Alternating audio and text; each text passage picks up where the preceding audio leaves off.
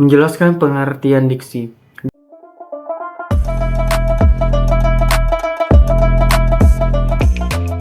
Ini merupakan pilihan kata yang tepat dan sesuai dengan penyampaian sebuah ide. Diksi sangat berpengaruh sebagaimana sebuah pesan diterima oleh para pembaca ataupun pendengar. Fungsi dan pentingnya sebuah diksi. Dalam beberapa situasi, diksi sangat berperan penting dalam tugasnya. Sebagai berbagai situasi seperti pada sastra, penelitian ilmiah, membuat makalah, pada acara formal bahkan informal juga memerlukan menggunakan diksi. Contoh ketika saya membuat video ini juga menggunakan diksi yang tepat agar bisa dipahami. Jenis-jenis diksi bisa dibagi berdasarkan beberapa kategori. Berikut adalah kategori diksi. Yang pertama, diksi denotatif dan konotatif. Diksi denotatif, pemilihan kata yang digunakan dengan makna literal atau makna kamus. Misalnya, kata rumah. Dalam diksi denotatif berarti bangunan atau tempat tinggal.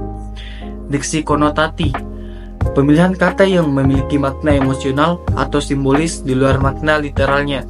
Misalnya rumah dalam diksi konotatif bisa merupakan tempat yang penuh kenyamanan dan kehangatan. Diksi formal dan informal. Diksi formal, kata yang lebih baku dan resmi, sering digunakan dalam situasi formal seperti pidato, tulisan ilmiah, atau dokumen resmi. Contoh, merupakan, menggunakan, atau tersebut.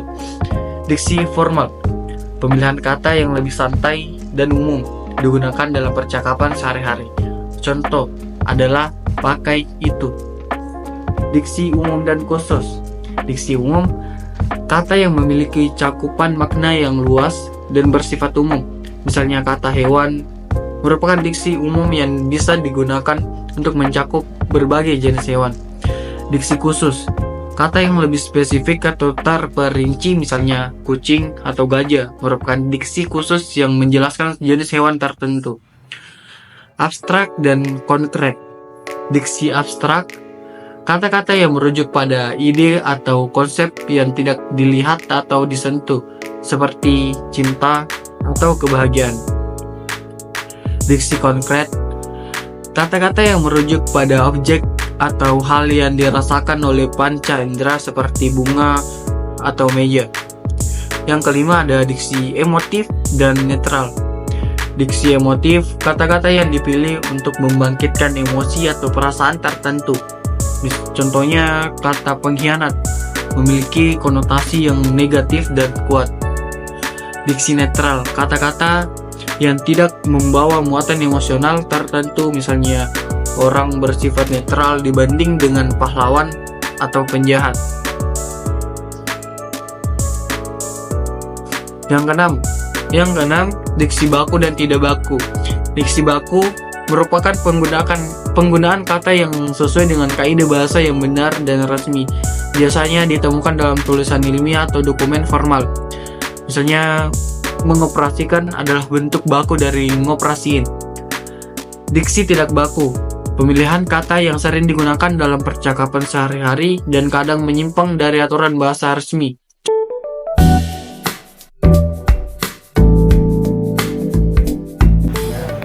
Pengertian kalimat.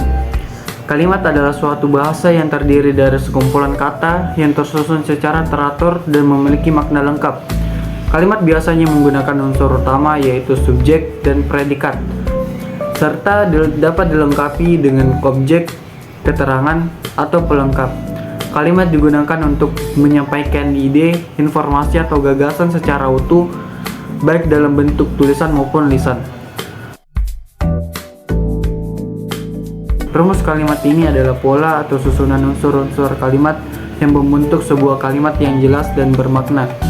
Dalam bahasa Indonesia, kalimat dasar biasanya terdiri dari subjek dan predikat, serta dapat ditambah dengan objek dan pelengkap, dan juga keterangan.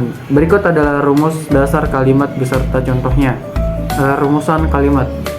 Yang pertama, kalimat sederhana, subjek tambah predikat.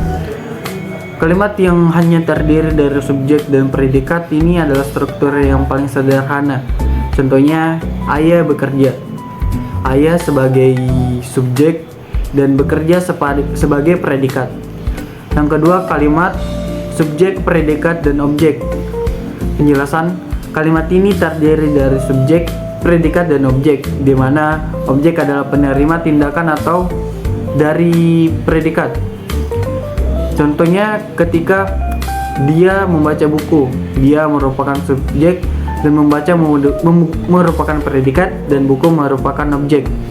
Yang ketiga, kalimat subjek, predikat, dan keterangan. Kalimat ini memiliki subjek, predikat, dan keterangan yang memberikan informasi tambahan seperti waktu, tempat, atau cara. Contoh, ibu memasak di dapur. Ibu adalah objek, memasak adalah predikat, dan di dapur adalah keterangan. Nah, sekarang ada kalimat keempat yang ada subjek, predikat, objek, dan keterangan. Penjelasan kalimat yang lebih lengkap dengan adanya objek dan keterangan. Contoh, dia menulis surat di kamar. Dia merupakan subjek, menulis merupakan predikat, surat ada merupakan objek, dan di kamar merupakan keterangan. Kalimat kelima, subjek, predikat, dan pelengkap. Pelengkap berfungsi untuk melengkapi predikat dan tidak bisa digantikan oleh objek. Contoh, mereka menjadi juara. Mereka merupakan subjek, menjadi merupakan penjelasan, dan juara merupakan pelengkap. Nah, kalimat keenam, subjek, predikat, objek, pelengkap, tambah keterangan. Struktur kalimat yang paling lengkap mengandung subjek, predikat, objek, pelengkap, dan keterangan. Contoh, guru memberi siswa tugas tambahan di sekolah. Siswa merupakan subjek, memberi merupakan predikat, siswa merupakan objek, tambahan di sekolah merupakan pelengkap dari teks tersebut. Kalimat majemuk. Kalimat yang terdiri dari dua klausa atau lebih. Salah satu klausa bergantung pada klausa lain. Contoh kalimat majemuk setara. Dia pergi ke pasar dan ibunya memasak di rumah. Contoh kalimat majemuk bertingkat. Karena hujan, kami tidak pergi ke taman. Rumus ini adalah dasar dalam membentuk kalimat yang jelas, logis, dan sesuai dengan aturan bahasa. Berikut ini adalah beberapa tips untuk memilih diksi dan membuat kalimat yang efektif agar pesan yang tersampaikan dengan jelas dan tepat. Yang pertama, pahami audiens Anda. Pilih diksi yang sesuai dengan audiens. Pilih kata-kata yang mudah dipahami oleh target audiens. Misal, ketika berbicara pada anak-anak, gunakan bahasa yang lebih sederhana dan mudah dimengerti. Jika berbicara dalam konteks formal atau ilmiah, gunakan kata-kata yang lebih teknis dan sesuai dengan topik. Contoh, dalam tulisan ilmiah, gunakanlah istilah seperti eksperimen atau hipotetis. Sedangkan dalam percakapan sehari-hari, bisa menggunakan kata percobaan dan dugaan. Yang kedua, gunakan kata yang tepat dan spesifik. Hindari kata-kata umum yang ambigu.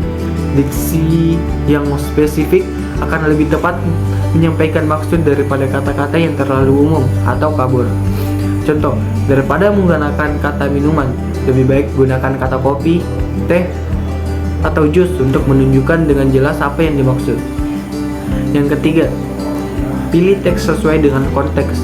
Perhatikan situasi komunikasi, diksi formal yang digunakan dalam pidato resmi atau tulisan ilmiah. Sedangkan diksi formal lebih cocok untuk percakapan sehari-hari atau tulisan yang lebih santai. Contoh, dalam surat resmi, gunakan kata yang mencakup terima kasih dibandingkan dengan makasih. Yang keempat, perhatikan makna denotatif dan konotatif. Gunakan kata dengan makna yang tepat. Diksi denotatif membawa makna literal, sedangkan konotatif bisa membawa emosi atau asosiasi tertentu. Pastikan Anda memahami bagaimana audiens Anda akan menangkap makna dari kata yang Anda pilih. Contoh, kata rumah denotatif berasal dari bangunan tempat tinggal, namun konotasinya bisa berarti kehangatan atau kenyamanan. Yang kelima, gunakan kalimat aktif. Kalimat aktif lebih kuat dan jelas. Kalimat aktif di mana subjek melakukan tindakan biasanya lebih langsung dan mudah dipahami daripada kalimat pasif. Contoh, dia menulis laporan. Kalimat aktif lebih efektif daripada laporan ditulis oleh dia. Kalimat pas dalam kurung kalimat pasif. Yang keenam, jangan gunakan kata-kata berlebihan.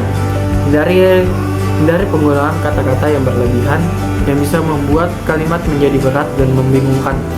Pilihlah kata-kata yang langsung pada intinya.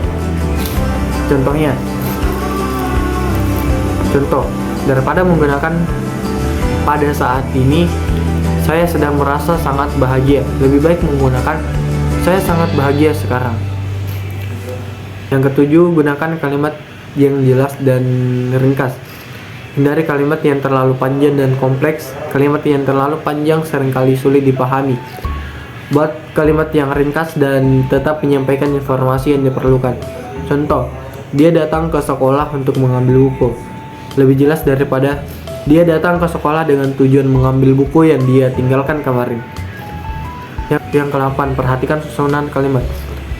Pastikan kalimat memiliki struktur yang logis. Susunan kalimat yang teratur, seperti subjek, predikat, dan objek, akan membantu pesan lebih mudah dipahami. Contoh, ibu memasak makan malam di dapur. Lebih logis daripada di dapur makan malam ibu memasak. Tips yang ke-10, gunakan variasi kata. Jangan terlalu sering mengulang kata. Menggunakan variasi diksi membuat tulisan atau ucapan lebih menarik dan tidak monoton. Contoh, daripada terus-menerus menggunakan kata baik, variasi dengan kata lain seperti bagus, hebat, atau mengagumkan akan lebih baik didengar.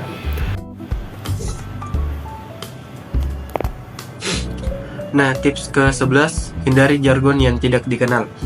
Gunakan kata-kata yang umum dipahami. Jika harus menggunakan istilah teknis atau jargon, pastikan audiens dapat memahami atau berikan penjelasan singkat terkait jargon tersebut.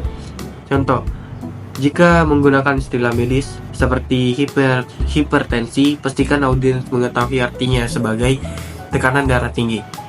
Tips ke-10, gunakan variasi kata. Jangan terlalu mengulang kata. Menggunakan variasi diksi membuat tulisan atau ucapan lebih menarik dan tidak monoton. Contoh, daripada terus-menerus menggunakan kata baik, variasikan saja dengan kata seperti bagus, hebat, atau mengagumkan. Tips yang ke-11, perhatikan kohesi dan koherensi. Pastikan kalimat-kalimat saling terhubung dengan baik. Kohesi mengacu pada hubungan antar kalimat, sementara koherensi berkaitan dengan keterpaduan ide dalam sebuah paragraf atau teks. Contoh, saya suka membaca buku. Salah satu buku favorit saya adalah novel petualangan. Kalimat ini terhubung secara logis dan ide-ide di dalamnya saling mendukung. Dengan mengikuti tips ini, Anda akan bisa memilih diksi yang tepat dan membuat kalimat yang efektif, jelas, dan mudah dipahami oleh audiens Anda. Nah, demikian penjelasan saya terkait diksi kalimat. Baik, dan sekian dari penjelasan saya terkait dengan materi diksi dan kalimat. Kurang lebihnya mohon dimaafkan. Wallahul muwaffiq ila aqwamit thoriq. Wassalamualaikum warahmatullahi wabarakatuh.